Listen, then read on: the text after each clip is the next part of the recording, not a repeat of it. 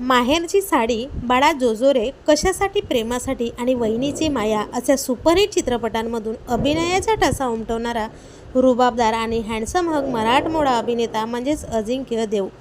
अजिंक्य देव यांनी 90चे दशक गाजवले. या काळात त्यांनी प्रेक्षकांना आपल्या अभिनयाची भुरळ पाडली. मात्र नुकतंच त्यांच्याबाबत एक मोठी वाईट बातमी समोर आली आहे. स्टारकिड असणाऱ्या या अभिनेत्याला कुणीही काम देत नसल्याची माहिती स्वतः अजिंक्य देव यांनी सांगितली आहे. त्यांच्या मते त्यांच्या आईवडिलांच्या विरोधकांनी त्यांना प्रचंड त्रास दिला आहे आणि त्यांचं करिअर हे कायमचं संपवलं आहे. ते रमेश आणि सीमादेव यांचे सुपुत्र असल्याने लोकांना असं वाटते की तुम्हाला दार उघडे आहेत, मात्र आम्हाला फक्त पहिले दार उघडे आहे, तेही आपल्या लिक्सिमुळे. त्याच्यानंतरची सगळी दार आम्हाला खूप कठीणाईने पार करावी लागतात. अरे बाबा, तर इतके मोठे अभिनेता आणि आई इतकी सुंदर ॲक्ट्रेस, जमत नाही त्याचंही राजकारण करतात हे लोक. छोटी इंडस्ट्री असली तरी प्रत्येकाचे हेवे दावे असतातच. हे खूप पक्षपाती आहे असं मला वाटतं. मी आजही त्या पातवर येण्यासाठी स्ट्रगल करतोय. अजिंक्य देव पुढे म्हणाले, मला वारंवार सिद्ध करावं लागलं.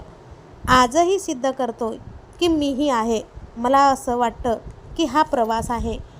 परंतु लोकांना ते दिसत नाही. ते बोलतात. त्यांना वाटतं आम्हाला सगळं आरामात मिळतं आणि याच कारणामुळे गेल्या अनेक वर्षांपासून मला या इंडस्ट्रीत कुणीही काम देत नाही. मी स्वतः त्यांना काम द्या म्हणून फोन करतो, मात्र कुणीही मला काम द्यायला तयार नाहीत.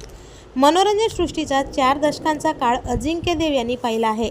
150हून अधिक चित्रपट करूनसुद्धा त्यांचा संघर्ष आजही सुरूच आहे.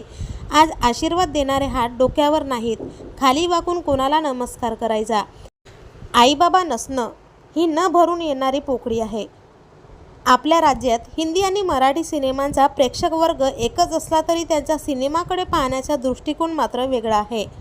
त्यामुळे माझा संघर्ष आजही सुरूच आहे.